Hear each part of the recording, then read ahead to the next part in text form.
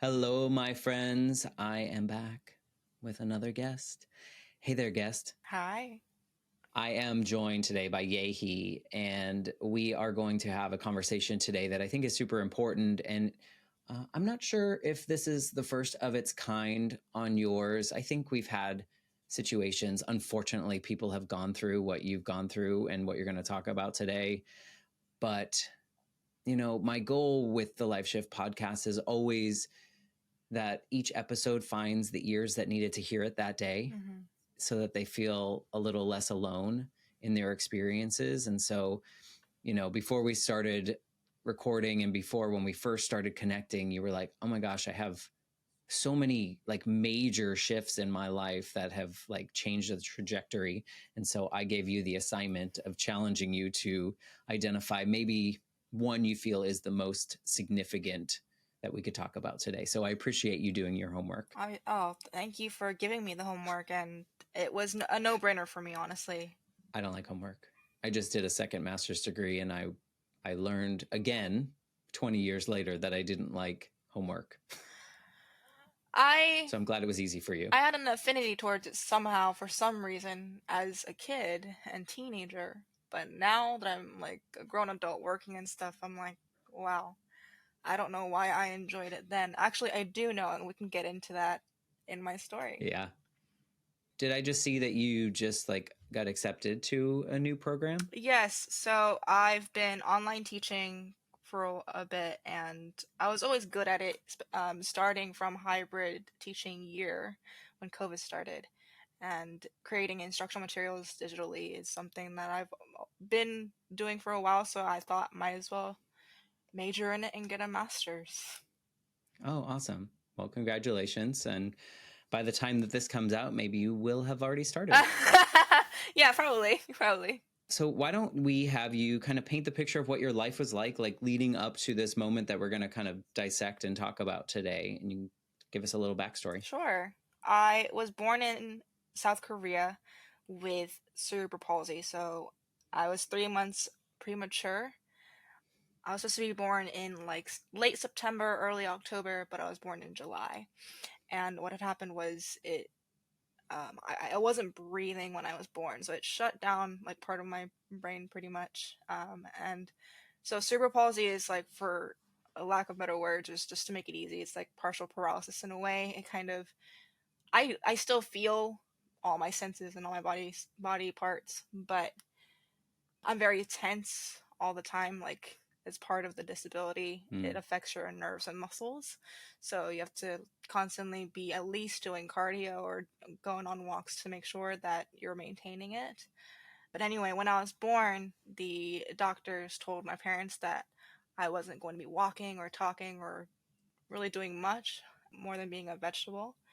And so that was the expectation set for me at that time back in 1995. But my parents knew that I was capable of a lot more. I was chronically sick because my lungs were underdeveloped for a while. But, and like, I mean, so my parents became parents. My mom and dad became parents when they were 26, and all of a sudden their lives got turned upside down with this kid who was disabled and sick all the time. I was chronically asthmatic, no longer anymore, but at the time I was throwing up a lot That's and good. having a lot of asthma attacks, and so it was a really real big shock for my parents. Yeah, there's a lot of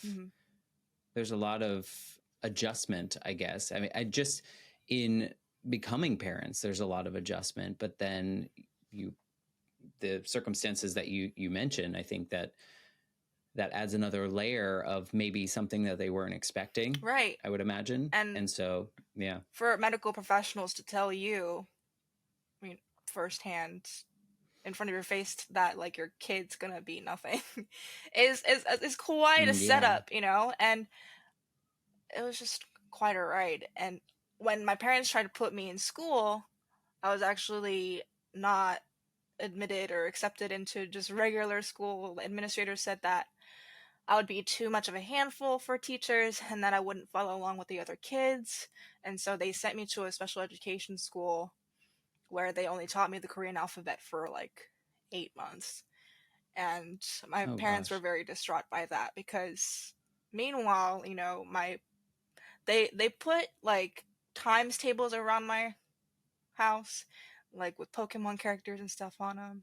And so by the time I was like a toddler, 4 years, actually by the time I was like 4, I already memorized like one by one, 1 by 1 to like 12 by 12. You know, just looking at that card here and there. So they knew my potential, and once my parents heard the news that I wouldn't be admitted just to get a Right. proper education, a basic education, I remember this one memory of mine where I've never seen my mom drink in my entire life. And she doesn't know that I Oh know wow. this, but I remember one night I just opened my eyes. I was sleeping and I saw her like drinking a beer while watching TV, which is like really shocking to me. She doesn't do that, and she hates alcohol, and it affects her really fast and hard. And so I could tell, just I could feel the sadness in her body, even though she wasn't turned towards me or Mm. anything. So that was a big shock to me as a child. I probably wasn't even 5 years old. I'm not really sure. I was less than 6 years old for sure, because that's when I came here. But my dad has always been, he's a great man and he's very kind.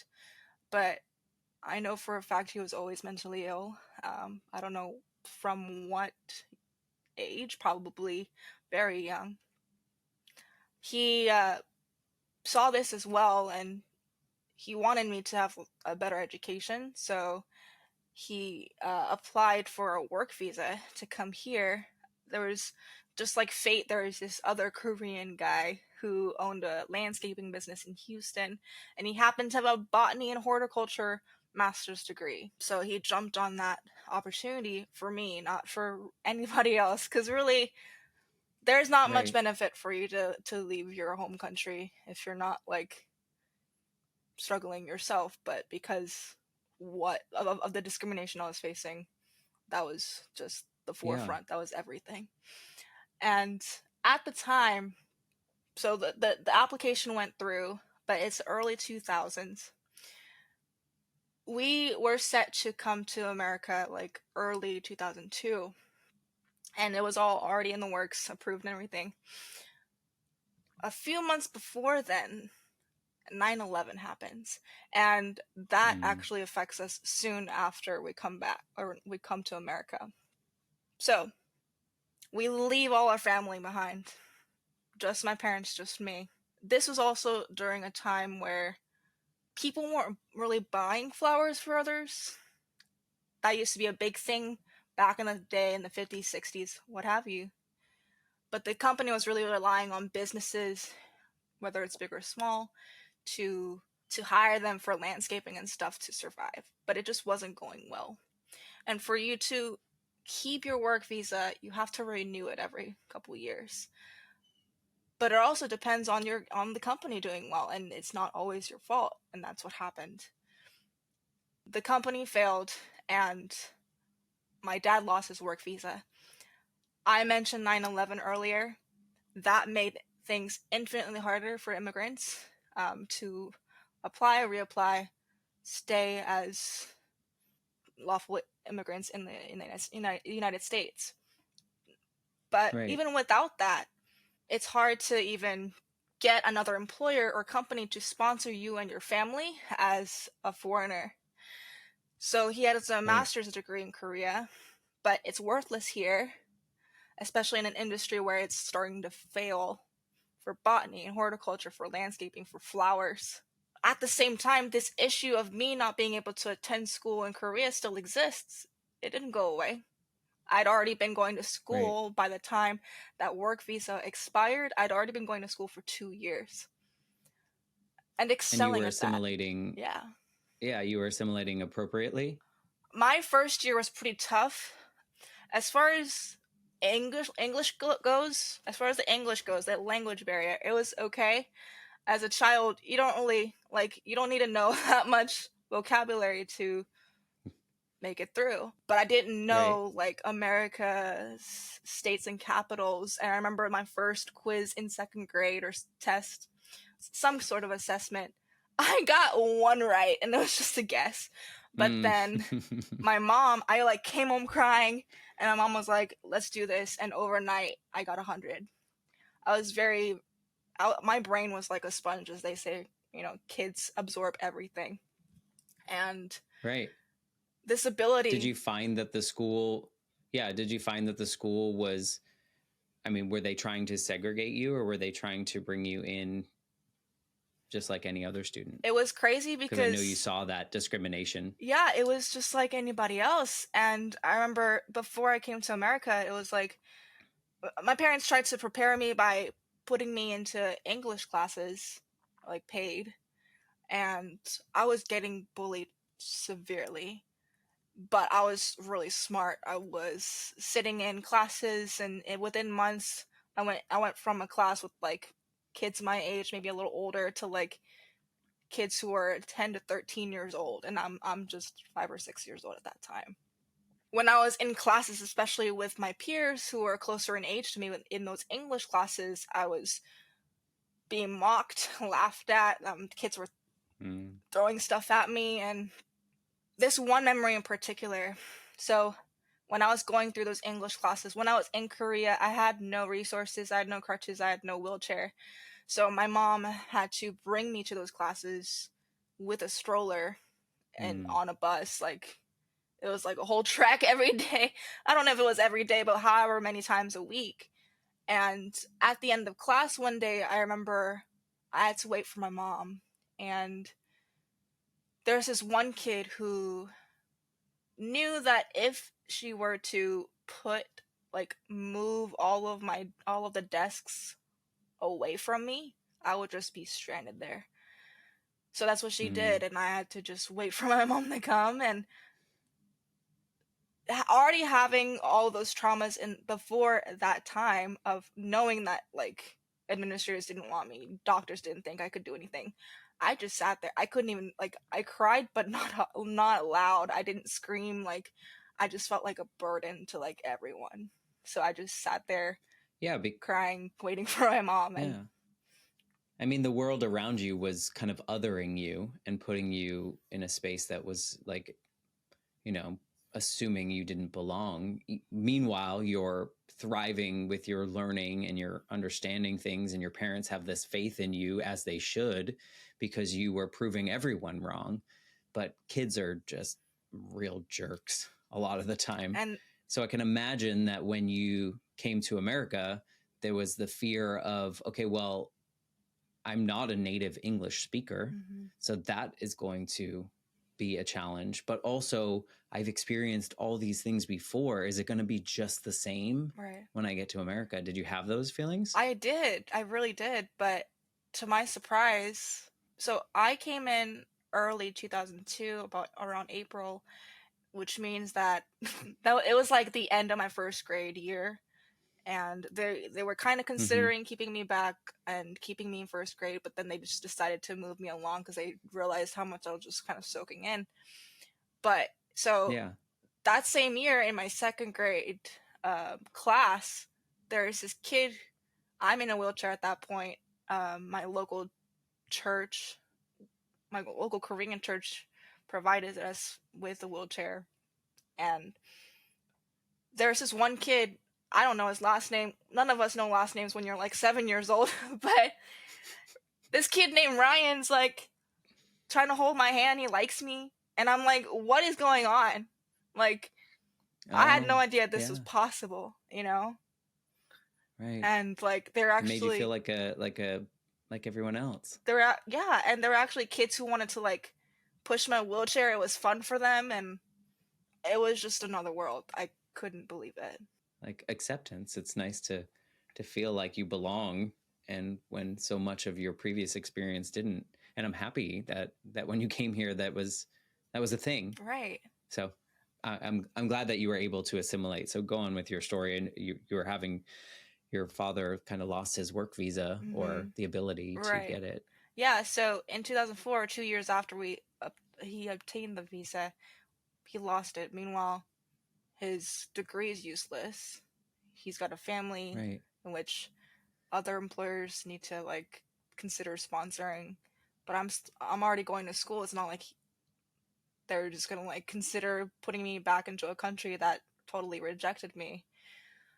So for a Mm-hmm. long time, I was living under the shadows with my family, and I was lumped into this group of undocumented kids, especially in Texas.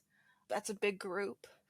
And from 2004 to 2012, June 15th, when DACA happened, when DACA was passed by Obama, I was just labeled as illegal immigrant or undocumented immigrant, whatever you want to call it, Wow. depending on what side you're on, I guess. But and when that law was passed, I was like crying. I remember just this feeling of I had chills that day. I remember like the speech that I Obama can gave. imagine.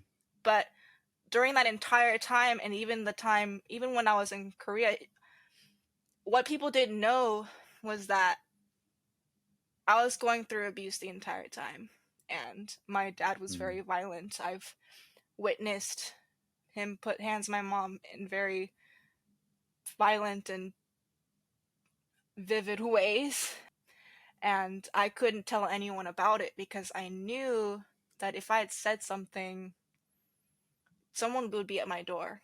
And the biggest loss for me would be to not not that I would possibly die here in America, but possibly live in Korea at a place where I'd be less than kind of human, or Right. where like I knew if I were to I was successful in becoming an educator here in America, but if I were to try to be an educator in Korea, my credibility is gone just because of what I look like, and I didn't want to become that person when I know that I'm like capable of so much more.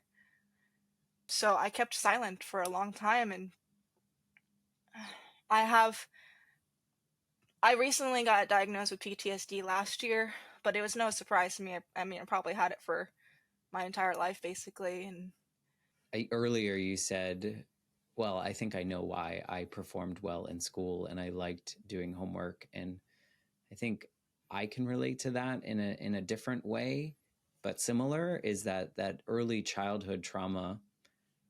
For me, when my mom died, I became like a good student because I thought, well, if I'm not, then I'm not going to get the approval of my remaining parent, and then they will abandon me.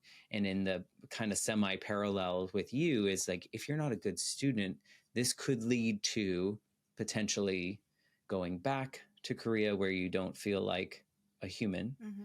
And it could lead to, your dad being upset Right. because you don't already want to anger him. So I feel like there's a lot of that parallel, and I kind of understand that I kind of did the same thing, but because of different circumstances. But I think it all comes back to that responsibility we take on as Right. children Yeah. that isn't really ours to bear. Absolutely not. I don't think that's fair, but for some reason we want to, I think we're way more aware than adults want to believe. Mm-hmm. Just to even in the sense of where you saw your mom drinking the beer and like that really stood out to you and you kind of absorbed the sadness and the feelings that she had. Some reason kids that are living in this trauma, this constant trauma, we like take on the world and we feel like we're the ones that we need to be the adults. Did you have any kind of feeling about that? Is that why you kind of did the things that you did? Yeah, so the homework idea, like I graduated top 8% of my class with 6 extracurriculars because Is one that all? I wanted to do well in school, and my only option was like I can't do laborious work. Trade school is kind of not an option for me. I have to go to college. Like, yeah, I don't want to anger my dad, but I was also holding the weight of just their sacrifices on my shoulders You felt like you owed it to them? my entire life. Yeah, like my flesh and blood and everything, and if I Well, were yeah, to literally you do.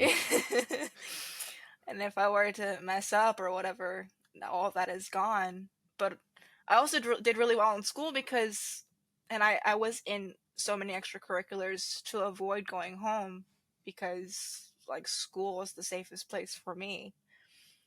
Did you also felt physically safe, but did you also feel like emotionally supported more in school than you did at home, or mentally, emotionally? Emotionally, for sure, as well, because of some of the teachers that I had, which is the main reason why I became a teacher myself. Yeah, so physically I was safer, emotionally I was safer. They were actually caring about how I felt. Not that my parents didn't, but they didn't know how to show that they cared or how to fix it because they know what they've done, especially particularly my dad.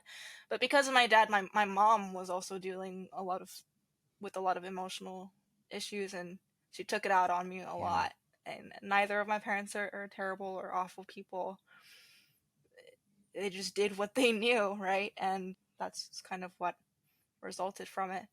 And so, yeah, I joined the yearbook committee. I became a yearbook editor because I knew that, like, of all extracurriculars, that's one where you have to stay on campus to take pictures and collect stories and captions so that, the yearbook would look good or whatever. But that also meant I was at school oftentimes till like 7 p.m. And once I did come home, I would do more homework. I would do homework at school, and I would do homework at home. I was in a lot of advanced classes. I just didn't want to give any opportunity to like talk at home because I feel like at any moment things could explode. So Yeah. Were you a big reader? I want to say yes, but that would be a lie. I wish I was, but I was more of a mathy person, and I really gravitated toward music, Okay. particularly lyrics.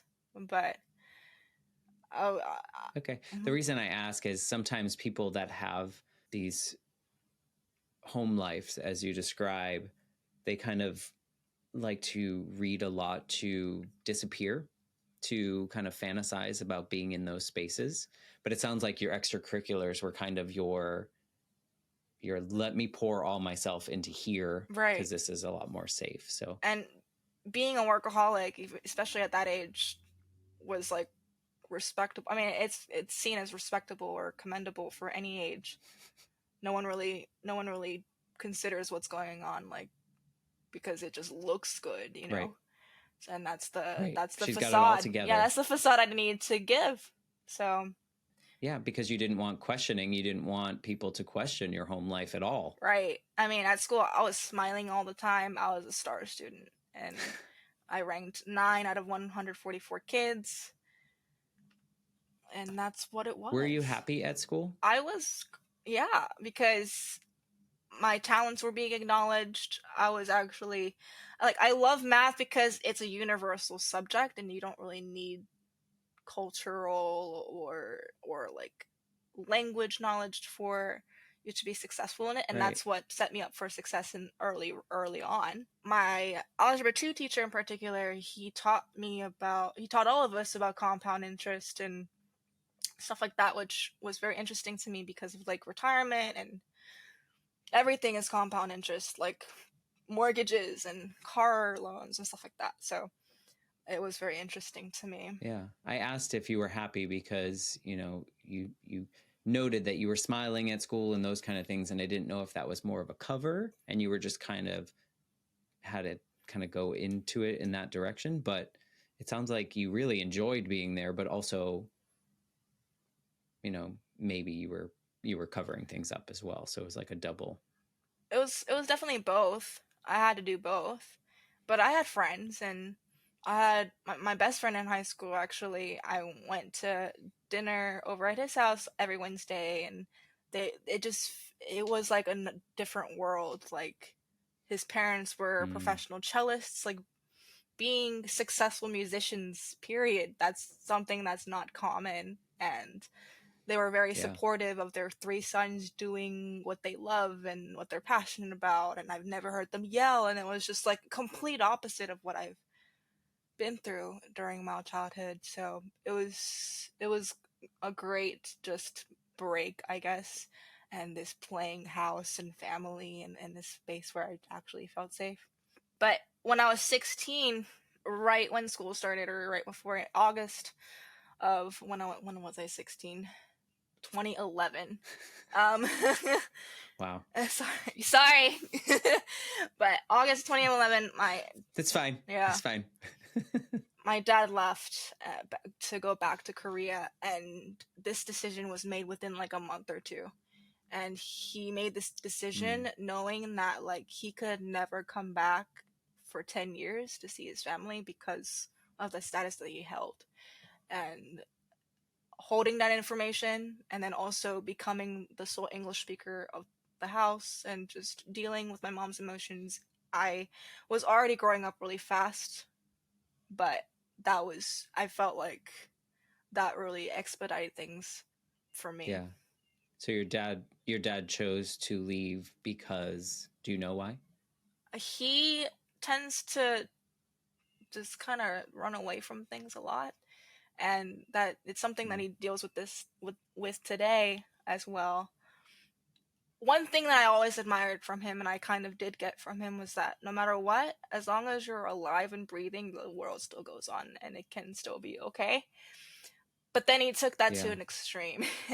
He's done this once when I was in 8th grade, and he decided to move to Dallas while my mom and I were still in Houston, and he tried to help, like, support financially us and then also live there, and didn't work out. But he just decided, like, in a week's time I was going to do this, and I was always confused at what's going to happen. I could never predict what my household was going to be like for the next month or so.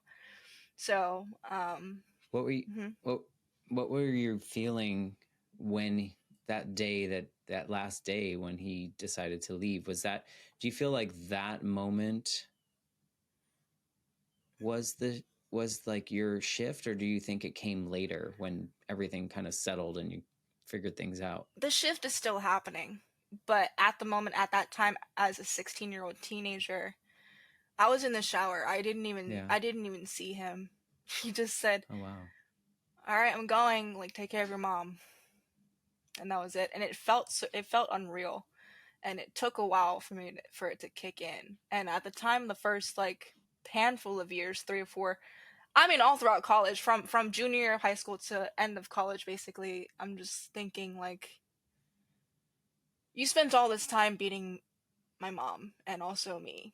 And I always had this hope that he would try to fix it in some way.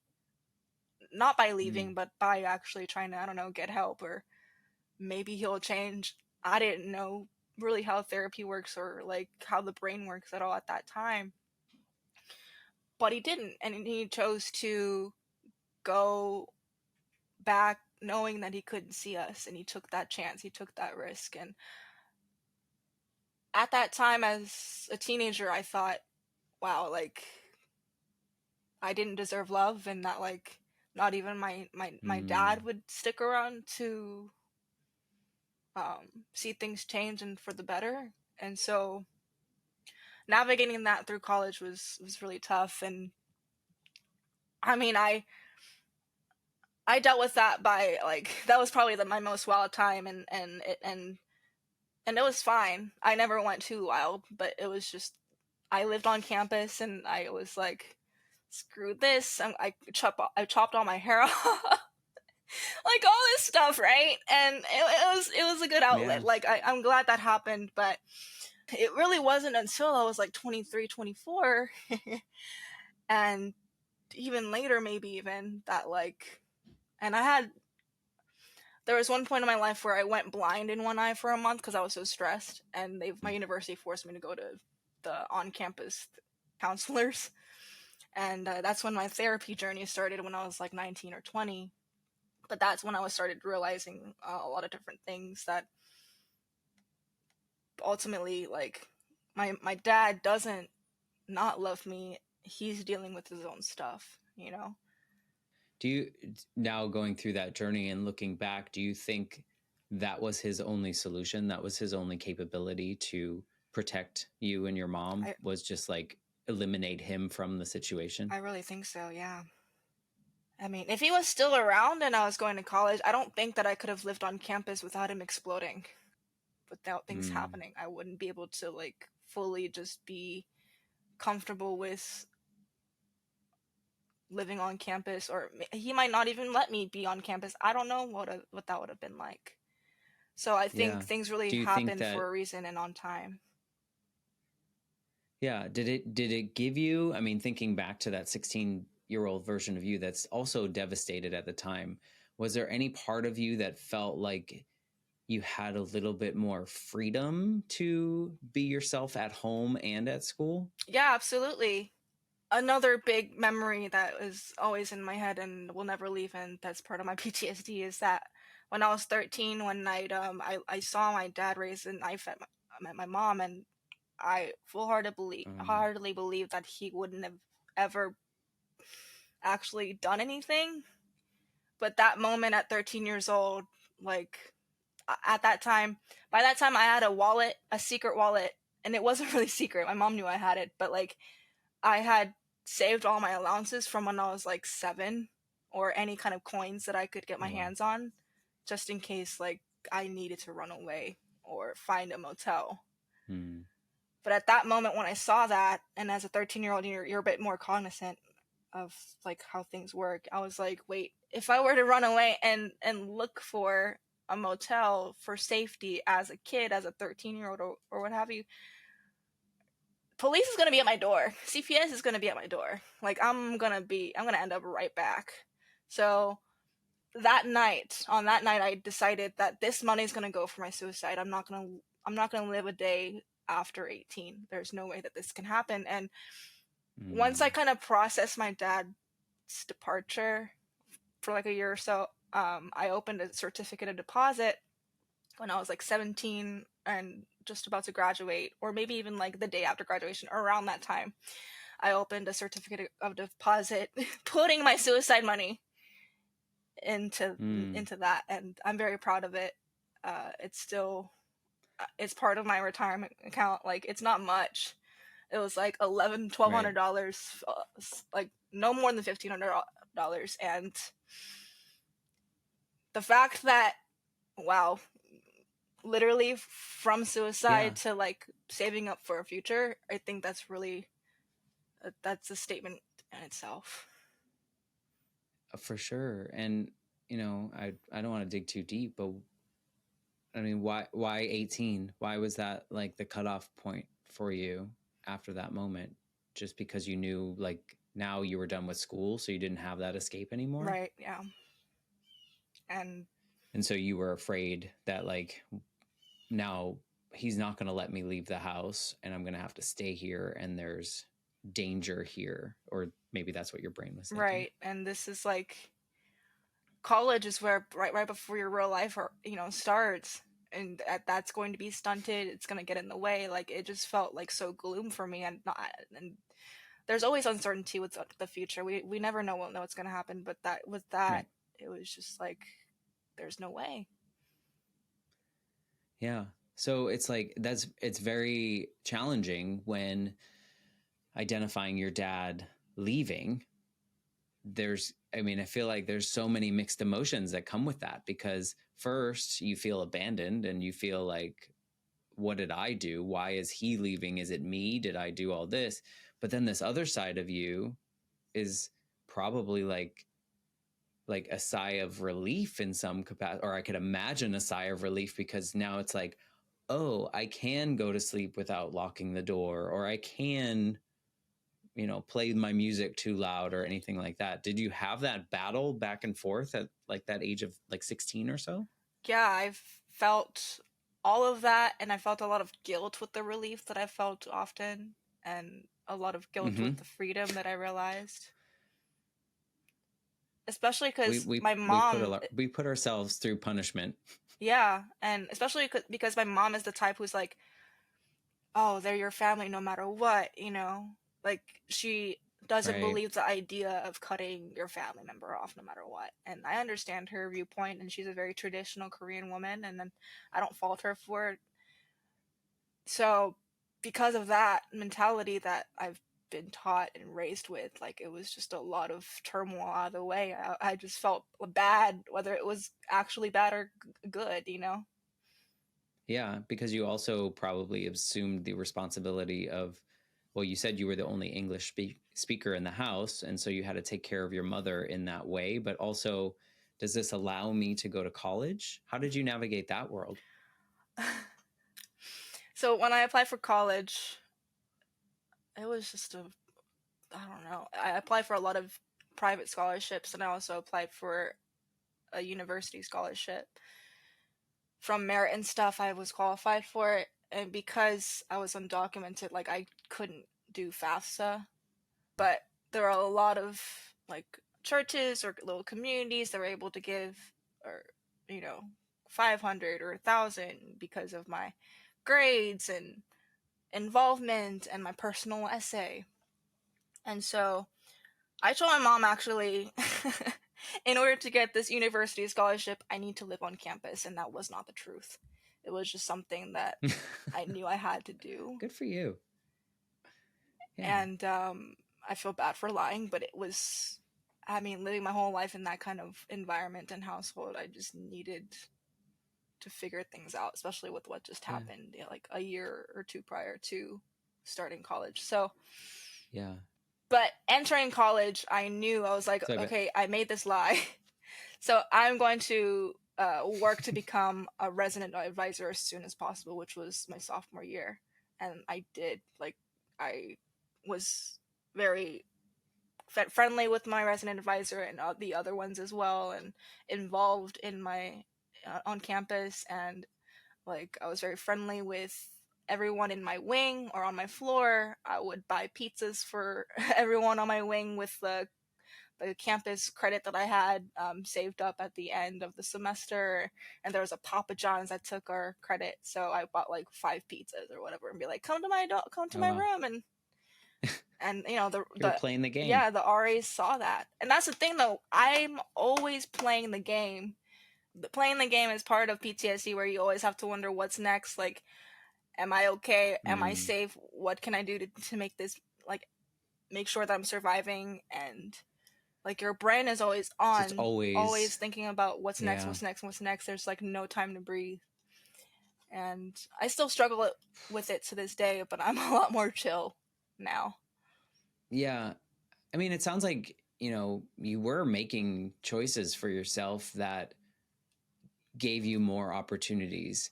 It's a lot of times when people go to college, there's just like, oh, now I have all the responsibilities to be myself and to take care of myself. But you were doing that like your whole life, because you were protecting yourself through making these choices at school, in grade school, if you will, in high school. But then when you get to college, you actively like knew, okay, if I do this is going to get me farther. If I tell my mom that I have to stay on campus, this is going to allow me to have an actual college experience. But in order to stay on campus, I probably need to be some kind of paid by the school, so that I can stay there in some capacity. So you're really like paving your road to the unknown at this point. Right. And that's how I see it. Exactly. And it was crazy when I became an RA. I didn't tell my mom until it happened. And then she told my family overseas in Korea. And this was like when I was 19. But at that time, like, my family in Korea didn't even think that I could shower myself. And so the idea of me like taking care of other people was like fascinating to them.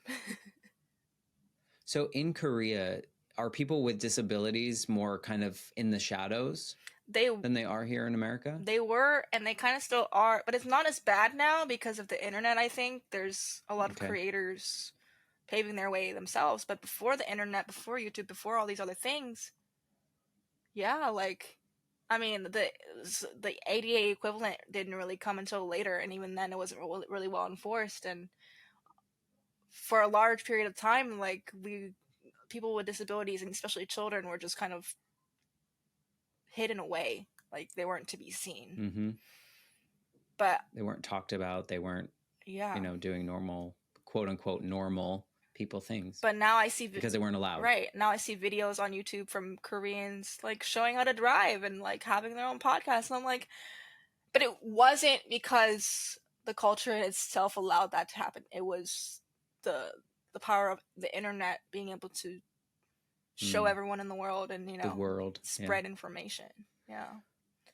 Well, it's kind of the idea, you're going to be launching a podcast this week as we talk. And, it's the idea that I think a lot of us creators create so that people don't feel like we did. Yeah. At some point. Is that kind of something that drives you? Absolutely. As a creator? Not even just as a creator, but that's why I became a teacher to begin with. Knowing that I went through all those things and all of the experiences I had just without anyone knowing, I know that there are plenty of students out there who have entire lives at home that we have no idea about. And I wanted to be the teacher to give the space where they feel safe, as some of my favorite teachers did, and for me to be an adult that acknowledges their talent and power at an early age, so that they don't feel like I did. Yeah. So teachers have a lot of power. There's a lot of power in good teachers and bad teachers, right. And we remember them. I vividly remember my third grade year because that was the year that my mom died, and my teacher that year, Mrs. Jobson, she will forever be in my brain because she took care of and protected this very broken 8-year-old child when I showed up from another state who just lost his parents, started late at school, kind of like you did when you came in. And she forever made an impact on my life. I don't remember anything that I learned in third grade, but I do remember the experience. And in fact, in my 30s, I actually looked her up when I was in town and we had breakfast together and she still remembered me. So, it's amazing as teachers, the impact that we can have. I'm also an online teacher, but you never know what someone's going to attach to what you say as a teacher. Yeah. Right. Like you could, and you looking back could be like, what? I don't remember saying that. I don't remember doing that. But that student felt heard, seen, all the things at that moment. And so I love that you're giving back. Yeah. And the reason why I wanted to be a math teacher wasn't the math. It was just, I want to be a teacher, just be a person that a kid remembers that, like, oh, this adult was great or cool or chill, whatever. Well, you made it hard on yourself because students don't love math typically. Oh yeah, I did. It just happened to be the subject that I was good at. That's just how the cards played out. But I used to have a lot of resentment for my dad at the time, and even in my early 20s. I'm 28 now, so I make it sound like it was forever ago. But I mean, a lot of changes happen in your brain, especially when you're working on it and you go to therapy.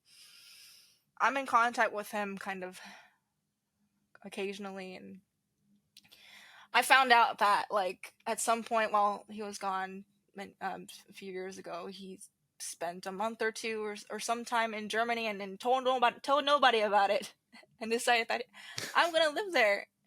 And then he realized what he did and then he came back. Or like last month he went to Vietnam, and the month before he went to Japan. He's just constantly like trying to find a peace of mind and a place to breathe. And like I know he knows that it has to be internal and from within, but it's that search, and I commend him and I do respect him for trying.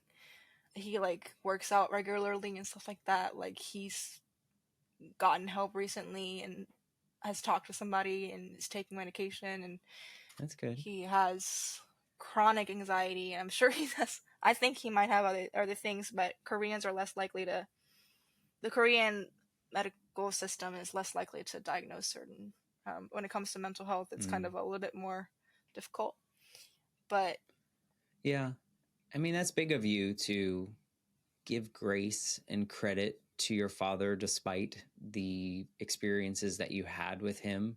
When you look back at that moment when he left as this version of you, are you grateful that he left? Is there any part of you that is weirdly grateful for that? I'm grateful for the experiences I was able to have because he was gone. But I'm not really sure if I know how to really answer that, because no matter what, I would have preferred that he had changed and tried to change and do better while he was here.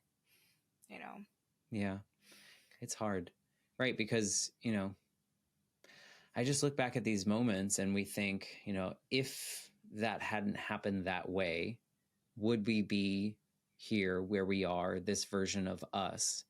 Do you think you developed more as a human and in your, I guess, do you feel like you're safer to develop whatever you want to do and the direction that you want to go because of all those experiences? Or do you think you would have always got here? I think I definitely became more of a risk taker because of those experiences, and to a reasonable amount to where it's beneficial.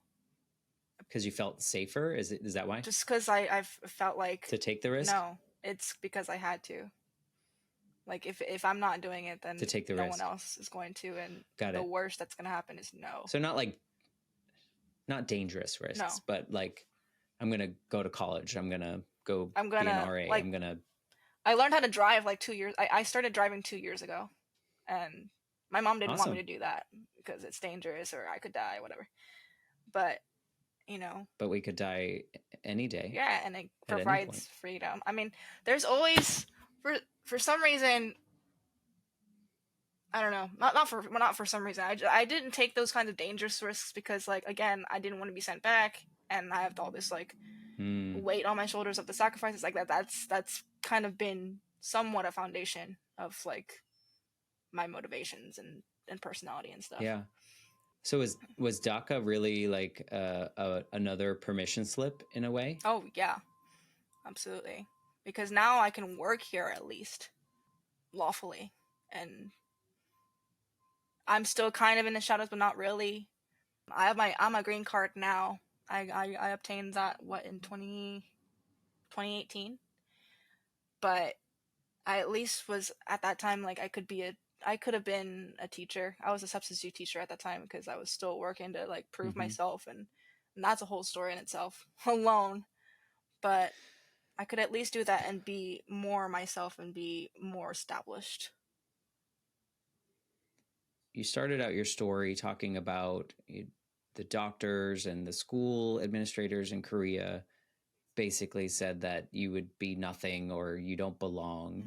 And then so you were kind of told or brought up, the outside world was telling you that you weren't quite this. And then you have the opportunity to come to America in which the people around you embraced you in the school, and you had friends and you kind of felt like a human. But the things that were happening at home were really drastic, and you had to hide them because you didn't want to be felt like you, or to feel like you weren't a human again, right, because you were finally feeling like this. But then DACA gave you, I just almost feel like, did you have this sense of like, oh, wow, I am actually allowed to be, like, not allowed to be here, but just allowed to be. Right. In a sense. Yeah. And people see you as such. I did. At the same time, there was a layer to that as well. At the time and still now, people think that DACA recipients are largely Hispanic people or in more, or like the more ignorant people think it's just Mexicans, and like attach this terrible narrative behind that and everything.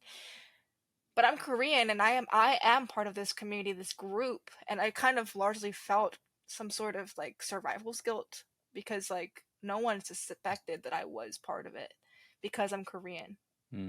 And I remember like a few years throughout the time. Right. And a few years ago, like there were even ICE agents at my Walmart. And I remember telling my mom, I was like, don't speak Korean, because I was like so scared, even because like even though I knew like Koreans aren't seen as, or like they won't be like suspicious of them or whatever, but it was just like the idea that I know that my mom's not great at English and she's on the phone in Korean all the time. Maybe it could happen. So I had that fear of like maybe like her being snatched up or what have you. And there's just a lot of layers, Matt. Just all the time, everywhere. Yeah. No, I mean, the places you've gone and the things you've seen, you've done a lot of good though from that. And I think that probably is some of that is the reason that you are continuing to put good in the world. If you could go back to that 16-year-old that just heard her dad say, I'm leaving, take care of your mom, is there anything that you could tell that 16-year-old knowing what you know now?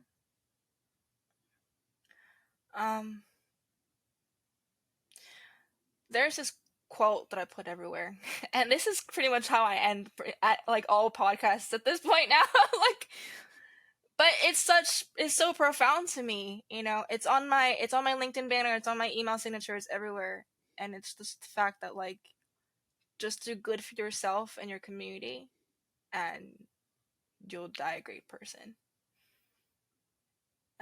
That's just You all are you have doing to. it, my friend. That's all you really have to figure out, or that's all you have to really do. And that's like a large statement, and that there's a lot of caveats in itself. But just focus on doing good for yourself and your community, and things will be fine. You are doing it, and I see it, and I think that, well, we'll definitely keep the information in the show notes so that people can connect with you and learn more about you, listen to your brand new podcast. By this time, you'll be a pro. You'll have done 1 million episodes. No, but I appreciate you coming on and sharing this part of your story and allowing me to ask the questions and just kind of understand you as a human. And I think you're going to make an impact on a lot of people that are listening, but also just in your journey ahead. You have lots of years to do lots of cool things and take really awesome risks. And I just appreciate you. So thank you for allowing me to have the conversation with you. Yeah, and thank you for having me on. I really hope that this resonates with people. And I know that there are a lot of people who have issues or have had issues with their family and their dynamics, especially particularly with dads and stuff. So I really hope that this reaches a lot of people who need it. I think it will. What's the best place to connect with you? Is it LinkedIn? It's LinkedIn. My podcast is called Hello, My Darlings, and it is a interview-based podcast where I highlight and amplify the voices of people with disabilities and neurodivergent conditions, and just kind of show that we all have human experiences and that we all have overlaps and commonalities. But ultimately, I'm trying to normalize that disabled people are, you know, just you and I, and Just like you and me. we're all set to become disabled anyway, one way or another. No, I'm excited to listen to your podcast and to cheer you on from the sidelines. And so thank you for being a part of this. And I'm going to wrap this up and ask for something a little different this time, but maybe I asked for it last week.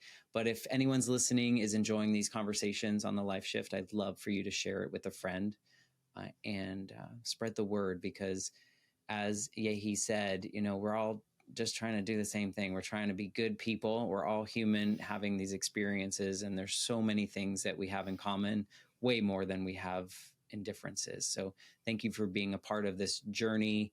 And we will be back next week with a brand new episode of the Life Shift podcast. Thanks again, Yehee. Thank you, Matt.